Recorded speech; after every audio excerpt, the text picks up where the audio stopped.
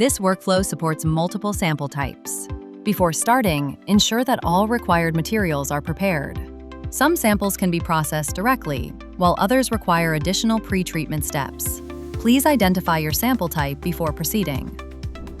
For direct sample types, begin by transferring the sample into the reagent well according to your sample type.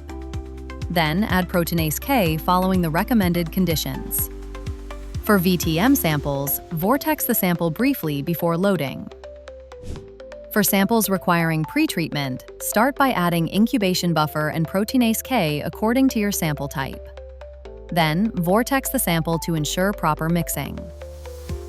After that, incubate the sample under the specified conditions, followed by centrifugation. For milk samples, perform centrifugation before the pre-treatment steps. Once the sample is prepared, transfer it into the extraction consumables. Place the consumables into the instrument and start the extraction program. Once the run begins, the system will perform automated nucleic acid extraction. Parameter settings may vary depending on the sample type. Please follow the recommended conditions for each application to ensure optimal performance.